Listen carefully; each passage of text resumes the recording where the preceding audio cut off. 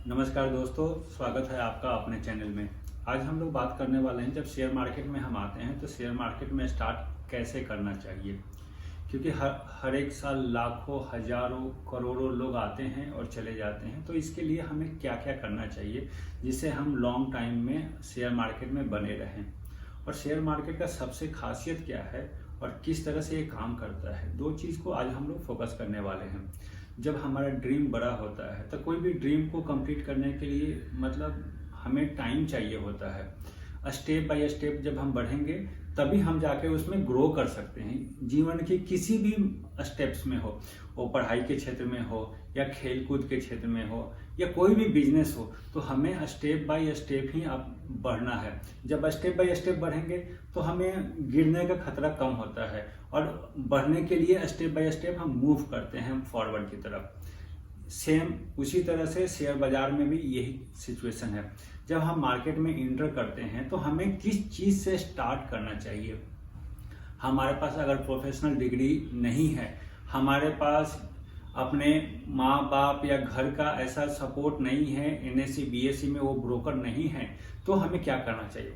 सबसे पहले आते के साथ में हमें आईपीओ, इनिशियल पब्लिक जो फंड होती है, उससे स्टार्ट करना चाहिए। उससे क्या होगा, जब हम उसके बारे में थोड़ा थोड़ा जानेंगे, जब आपको अलॉटमेंट मिलेगा, जब उसमें आपको गेन होगा, तो आपको काफ़ी कुछ सीखने के मिलेगा, उस कंपनी के बारे में आपको जानने का मौका मिलेगा। तो सबसे इनिशियल, सबसे बेबी स्टेप्स जो बोलते हैं, शेयर मार्केट में आते के साथ में हमें कोशिश करना चाहिए कि आईपीओ में हम बिड करें, ना कि हम फ्यूचर और इक्विडिटी और ऑप्शंस में जाएं। सबसे पहले आईपीओ से हमें क्या क्या फायदा होने वाले हैं। एक तो हमारा पैसा लिमिट लगेगा, नियर अबाउट 15,000 रुपीज हमारा लगता है, और रिटर्न मिनिमम एक 10 to 20% आपको 15-20 डेज में मिल सकता है।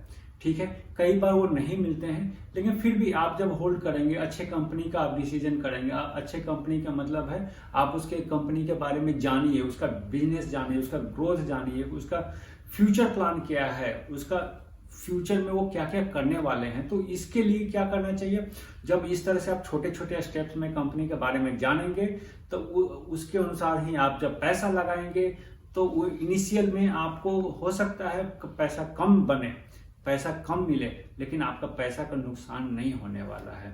ठीक है, तो ये छोटी सी चीजें हैं जिसे हमें आईपीओ में इंटर करना चाहिए। जब भी हम आईपीओ देखें तो सबसे पहले उस कंपनी के बारे में उसका प्रोफाइल देखें, उसका कौन कौन से डायरेक्टर्स हैं, कौन कौन, उनका क्या क्या एक्सपीरियंस है। हमें भी थोड़ा रिसर्च करना पड़ेगा। क्यों करना पड़ेगा, क्योंकि हमारा पैसा इन्वेस्ट करने वाले हैं। वो तो कंपनी खोल दिए, वो तो चला रहे हैं, लेकिन पैसा जब हम इन्वेस्ट करेंगे तो हमें अपने पैसे का मेक श्योर करना पड़ेगा कि उसमें लॉस ना हो। लॉस नहीं होने के लिए ही हमें कंपनी के बारे में ओवरऑल जानकारी लेनी पड़ेगी।